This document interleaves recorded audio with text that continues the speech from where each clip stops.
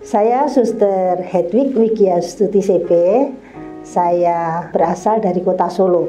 Panggilan saya sebenarnya berawal dari ketika saya belajar sebagai katekumen, mempersiapkan baptis saya. Waktu itu saya sekitar berumur 12 tahun. Saya belajar untuk mempersiapkan sakramen baptis saya dengan seorang suster. Nah, itulah awal dari panggilan saya. Ketika melihat suster itu mengajar, ketika saya belajar di sekolah Katolik, satu sekolah Katolik di Solo, ketika saya masuk ke lingkungan itu rasanya tenang, rasanya damai, dan itu yang membuat saya senang ya kalau jadi suster, kelihatan damai, tenang. Setelah lulus SD, Tuhan memanggil saya lebih jauh lagi. Saya sekolah di sekolah ini, SMP Santa Teresia, SMP Marsudirini. Saya ketemu lagi dengan figur suster, kepala sekolah kami. Dan waktu itu saya mempunyai seorang teman saya ini tidak sekelas dengan saya. Tetapi kebetulan rumahnya itu sejalur dengan saya. Saya jalan kaki. Teman saya ini setiap hari naik beca. Teman saya ini lalu mengajak saya untuk bareng. Ketika dalam perjalanan itu sering cerita, dia berasal dari keluarga yang kurang harmonis. Dia merasa kesepian, kurang diperhatikan orang tuanya, dan cukup banyak masalah di dalam keluarganya. Dan dia bercerita bahwa dia ketika pada saat-saat seperti itu, dia itu larinya ke suster kepala sekolah kami. Dan dia menganggap suster kepala sekolah kami itu seperti ibunya, karena bisa mendengarkan, bisa membantu, dia merasa nyaman. Dan itulah sebenarnya awal panggilan saya. Wah, senang ya kalau menjadi suster itu bisa menjadi teman, bisa membantu teman-teman yang memiliki masalah seperti teman saya ini. Itu yang sebenarnya menjadi awal panggilan saya. Kenapa saya kepingin menjadi seorang suster? Ya, panggilan sempat timbul tenggelam, artinya sempat muncul, sempat tidak. Tetapi saya merasakan ketika Tuhan sudah memanggil, itu gemahnya itu akan terus muncul meskipun sempat hilang. Ketika SMA saya sepertinya melupakan panggilan itu. Tetapi ketika mau lulus, panggilan itu mulai muncul lagi. Ya, waktu itu ketika ada minggu panggilan. Kebetulan saya tadi mengatakan Tuhan memelihara panggilan saya lewat saya aktif dalam kegiatan-kegiatan di Mudika wilayah maupun juga menjadi pengurus lektor di gereja. Jadi itulah cara Tuhan memelihara panggilan saya. Saya tetap diberi semangat untuk aktif dalam kegiatan-kegiatan di gereja sehingga keinginan itu tetap muncul. Ketika minggu panggilan waktu itu khotbah Romo yang sangat mengesan untuk saya ya. Tuayan memang banyak tetapi pekerja sedikit. Pertanyaan Romo waktu itu, maukah kamu menjadi salah satu pekerja itu? Bersediakah kamu? Dan itu lalu keinginan waktu SMP itu sempat hilang, lalu mulai muncul lagi. Mulai kenapa ya? Saya ingin menjadi salah satu pekerja itu. Tetapi masalahnya ketika saya mengungkapkan ini dengan ibu tidak setuju. Ibu tidak merestui saya, maka waktu itu saya memutuskan okelah saya ingin bekerja dulu. Artinya saya ingin membalas sesuatu untuk ibu. Ketika saya bekerja, saya punya uang, saya bisa membantu sesuatu untuk ibu. Karena ya kebetulan bapak saya meninggal ketika saya baru 10 tahun. Jadi ibu satu-satunya orang tua saya. Ketika ibu tidak mengizinkan, ya saya memikirkan itu. Lalu setelah lulus SMA, saya kursus akuntansi 1 tahun. Setelah itu saya bekerja. Setelah bekerja hampir 3 tahun, ternyata panggilan itu tidak hilang dalam diri saya. Ada saat muncul kuat sekali. Lalu waktu itu saya bimbingan dengan Romo pembimbing Mudika, Romo paroki saya. Lalu saya dikenalkan dengan Suster CB yang ada di Solo Baru. Ya, waktu itu memang saya nggak kenal Suster CB sama sekali kalau tidak dikenalkan oleh Romo itu. Ketika masuk di susteran itu, karena saya sekolah di susteran, di sekolah milik suster yang cukup besar, susterannya juga besar. Ketika masuk di susteran CB itu kan susterannya ya tidak begitu besar, lalu sederhana, kecil. Lalu ketika teman-teman Mudika yang dekat dengan saya bertanya pada saya, kamu mau masuk susteran mana? Nggak tahu, susterannya itu kecil.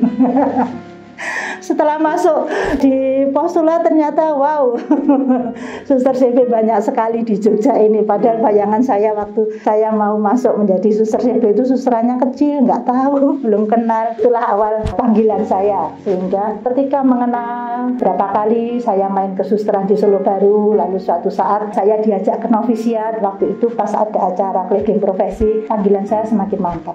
Saya mau masuk, tetapi ibu tidak mengizinkan saya. Saya nekat memang waktu itu. Jadi surat izin yang diberikan ke postulat itu yang menulis kakak saya. Jadi tanda tangan kakak saya tetap nekat masuk. Sampai ketika saya di postulat itu, ibu memang marah. Kakak saya cerita bahwa ibu sudah dalam tanda kutip, kalau orang Jawa bilang ya hidup-hidup kelangan ndok siji. Saya seperti tidak diakui lagi sebagai anak. Nah itu sempat membuat saya goncang sebenarnya. Sempat membuat saya ragu-ragu, benar nggak ini panggilan saya kalau seperti ini. Lalu saya bimbingan dengan suster pendamping saya di postulat. Suster hanya bilang kalau memang Tuhan memanggil, Tuhan pasti memberi jalan. Maka berdoalah, minta petunjuk Tuhan, apakah benar ini panggilan saya. Dan sejak itu saya novena khusus untuk memohon petunjuk penerangan Tuhan, apakah ini benar panggilan saya di sini. Lalu suatu saat Romo paroki saya yang mengenalkan saya dengan CB itu mengunjungi saya dengan beberapa mesdinar. Nah kebetulan ketemu dengan ibu saya ketika ibu ke gereja. Romo itu cerita, Bu, Wigi itu nama saya waktu itu. Sekarang kelihatan senang, tambah gemuk. Memang waktu postulan saya tambah gemuk karena saya biasa sebelumnya itu aktif bekerja, aktif di Mudika, sehingga kurang memperhatikan makan, istirahat dan lain-lain. Nah ketika di postulat itu kan teratur, makan teratur, tidur teratur, juga hidupnya teratur. Saya memang tambah gemuk. Nah ibu saya penasaran, lalu mengajak kakak saya untuk menengok saya. Suatu saat ketika pas minggu besok, pas ibu datang menengok saya, ibu melihat saya kelihatan gembira, tambah gemuk. Dan waktu itu ibu memang mengatakan, ya karena saya kelihatan senang, bahagia, gembira, ibu memberi izin. Dan itu bagi saya yang menguatkan saya bahwa ya ini panggilan saya, Tuhan memanggil saya di jalan ini. Dan sejak itu saya mantap untuk masuk menjadi suster CP dan mengikuti panggilan Tuhan di kongregasi suster CP ini. Rasanya waktu cepat sekali berlalu. Tahun ini saya diizinkan Tuhan untuk merayakan pesta perak saya. 25 tahun. 25 tahun hidup membiara. Saya mengalami begitu banyak rahmat Tuhan yang berlimpah di dalam hidup saya. Meskipun rahmat-rahmat itu tidak selalu diberikan dalam peristiwa-peristiwa yang membahagiakan, menggembirakan. Justru di dalam peristiwa-peristiwa yang penuh tantangan, yang kadang ketika mengalami itu saya merasa kok seperti ini, kok berat. Tetapi setelah mengalami peristiwa itu saya justru mengalami cinta Tuhan yang luar biasa di dalam hidup saya. Ini bagi saya pengalaman yang sangat mengesan bagi saya saat ini ketika saya menjalankan perutusan saya sebagai seorang misionaris di Belanda. Selama kurang lebih 6 tahun saya menjadi misionaris di sana, dan ini pengalaman yang menguatkan pengalaman-pengalaman saya sebelumnya dan memberi kekuatan bagi saya untuk melanjutkan perutusan saya, melanjutkan panggilan saya untuk mengikuti Dia. Ketika saya diutus di Belanda sebagai seorang misionaris, saya merasakan saya tidak memiliki bekal yang bisa saya banggakan atau bisa saya pakai untuk menjalankan perutusan saya. Saya mengawali perutusan saya dengan mengosongkan diri. Artinya saya merasa bahasa asing saya juga minim sekali, budaya Eropa saya juga belum tahu, saya belum pernah diutus ke luar negeri, dan saya tidak membayangkan bahwa saya akan menjadi seorang misionaris. Waktu itu saya baru lulus dari studi S1 psikologi, bayangan saya akan berkarya di pendidikan, karena sebelumnya saya berkarya di SMP Parakanita Fluid, dan setelah studi bayangan saya akan kembali ke pendidikan, tetapi saya waktu itu diutus menjadi seorang misionaris. Jadi sesuatu yang sangat di luar bayangan dan impian saya. Dan saya waktu itu mengawali, ya Tuhan, kalau Tuhan memang ini yang Tuhan kehendaki mengutus saya menjadi seorang misionaris, saya hanya mohon satu hal, Tuhan memberikan rahmat yang saya perlukan untuk menjalankan perutusan saya ini. Dan benar, saya merasakan selama saya di sana dengan segala keterbatasan saya, dengan segala saya tahu kemampuan saya, Tuhan memberikan rahmat yang sungguh berlimpah. Saya diberi talenta-talenta yang sungguh dapat membantu saya untuk menjalankan perutusannya. Yang awalnya saya merasa prihatin ketika masuk di dalam gereja, isinya orang tua-tua. Pada awalnya itu saya seringkali berdoa, Tuhan, kalau Tuhan mengizinkan, saya ingin melihat anak-anak, orang-orang muda mengikuti Ekaristi di gereja, tidak hanya sepi 1-2 orang atau orang tua-tua saja. Dan dalam perjalanan waktu, Tuhan memberikan kesempatan pada saya, lebih dari yang saya harapkan. Saya diberi kesempatan untuk bisa mendampingi anak-anak ketika mereka ada acara summer camp, yaitu camping di musim panas. Lalu juga mahasiswa-mahasiswa di sana kami membentuk KOR untuk misa. Setiap ada misa bahasa Inggris, boleh ikut terlibat dengan ibu-ibu di paroki, mempersiapkan untuk anak-anak yang akan menerima sakramen penguatan dengan men-sharingkan bagaimana hidup bakti atau hidup menjadi seorang suster bagi mereka. Itu bagi saya sungguh luar biasa. Saya juga bisa diberi kesempatan untuk bisa membantu mengajar di sekolah anak-anak berkebutuhan khusus, bisa menjadi volunteer. Saya bisa membantu di sekolah ini juga sebagai rahmat juga, karena waktu itu kami diminta oleh suster GPU kami untuk praktek bahasa Belanda. Waktu itu kebetulan ada tetangga kami yang mengajar di sekolah ini. Saya bertanya, bisa nggak saya ikut membantu mengajar di sekolah untuk praktek bahasa Belanda saya. Dan ketika masuk, ada seorang guru sebenarnya yang berkomentar, wah menyenangkan sekali ya, indah sekali ya. Di zaman sekarang masih bisa melihat suster yang memakai baju suster. Memang selama di sana kami memakai baju suster. Nah, itu bagi saya sesuatu yang Tuhan, kalau boleh saya boleh berkarya di tempat ini, boleh membantu mengajar anak-anak, dan akhirnya Tuhan mengizinkan saya bisa menjadi volunteer. Saya bisa ikut membantu mengajar di sekolah itu awalnya seminggu 3 kali, tetapi setelah itu seminggu sekali saya boleh mengajar di situ. Nah, ini bagi saya pengalaman yang luar biasa. Saya seperti 2 orang murid Emmaus yang ketika masuk itu sepertinya kok situasi gereja itu menyedihkan, tidak ada orang-orang muda di gereja seperti gereja mati, tetapi dalam perjalanan saya merasakan Tuhan membuka mata saya dan memberi kesempatan pada saya untuk merasakan gereja di sana masih hidup.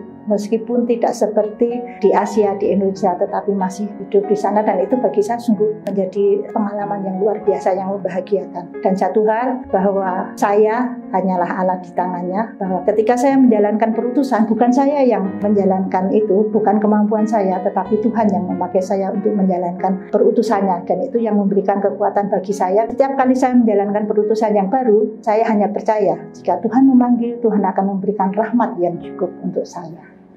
Selama 25 tahun saya hidup membiara mengikuti jalan Tuhan, saya memaknai panggilan saya ini adalah jalan pengosongan diri. Karena dari setiap perjalanan, perutusan saya, panggilan saya merasakan dan mengalami setiap saat Tuhan mengajak saya untuk mengosongkan diri, supaya Tuhan sendiri yang mengisi dan memenuhi hidup saya dengan segala rahmat-Nya. Di dalam perjalanan saya mengalami setiap perutusan, saya diberi hal-hal yang baru, seperti dipaksa untuk melepaskan semua yang sudah saya miliki, untuk mengawali sesuatu yang baru, dan untuk memasrahkan.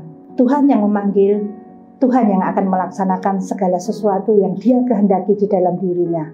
Dan saya hanyalah alat di tangannya. Artinya, ketika saya mengawali suatu karya yang baru, itu karya Dia, bukan karya saya. Dan saya mengalami dalam 25 tahun perjalanan saya, ya kadang-kadang saya sempat agak berpikir senang kalau dengan teman-teman saya yang perutusannya itu sama sejak awal sampai tahun-tahun berikutnya itu di dunia pendidikan terus, atau di kesehatan terus, di rumah sakit sana sini pindah-pindah, ya tetap di karya kesehatan atau di pendidikan. Kalau saya merasakan ini sesuatu yang istimewa untuk saya, rahmat istimewa, karena saya tugas perutusan saya itu pindah-pindah. Ketika awal saya berkarya di pendidikan, lalu saya sudah merasa senang, merasa kerasan. Oh ya, ini panggilan saya di sini. Saya diajak untuk melepaskan semua itu. Saya ditugaskan untuk studi. Ketika sambil studi saya diminta untuk membantu di tempat pembinaan. Saya mengosongkan diri lagi untuk perutusan saya. Ketika selesai studi, saya membayangkan saya akan kembali berkarya di dunia pendidikan. Ternyata saya diutus menjadi seorang misionaris. Baru lagi, saya harus mengosongkan diri saya. Dan di dalam perjalanan itu saya merasakan rahmat Tuhan yang berlimpah ketika saya mau terbuka, mengosongkan diri biar Dia yang berkarya dalam hidup saya. Saya merasakan rahmat yang berlimpah selama saya menjadi misionaris. Ketika saya kembali ke Indonesia, saya ditugaskan di SMA. Setelah di C1 saya belum pernah tugas di SMA. Sebelumnya saya tugas di TK dan di SMP, dan waktu itu saya diminta untuk menjadi kepala sekolah, sesuatu yang sangat baru untuk saya. Saya diminta mengosongkan diri lagi, membiarkan Tuhan yang berkarya di dalam hidup saya dengan karya yang tidak mudah ini. 3 tahun saya di SMA setelah di C1, saya diminta untuk studi mengambil S2 profesi psikologi. Saya melepas lagi Saya 3 tahun rasanya sudah mulai ya bisa tahu tugas-tugas ketika di sekolah, ketika di pendidikan. Saya merasa nyaman dengan tugas saya diminta untuk melepas lagi. Saya belajar setelah sekian 12 tahun lebih saya tidak belajar, saya belajar lagi. Memulai sesuatu yang baru. Ketika saya menyelesaikan studi saya, bayangan saya akan kembali di pendidikan, ternyata saya ditugaskan di asrama. Sesuatu yang baru lagi dan saya mengosongkan diri lagi, membiarkan dia memakai saya sebagai alatnya untuk menjalankan tugas perutusan saya. Ini bagi saya makna panggilan saya, perjalanan 25 tahun itu perjalanan pengosongan diri supaya Tuhan sendiri yang mengisi hidup saya dengan rahmat-Nya, dengan cintanya dan memakai saya sebagai alatnya. Entah saya ditugaskan dimanapun sebagai apapun, terserah Dia yang memanggil dan mengutus saya.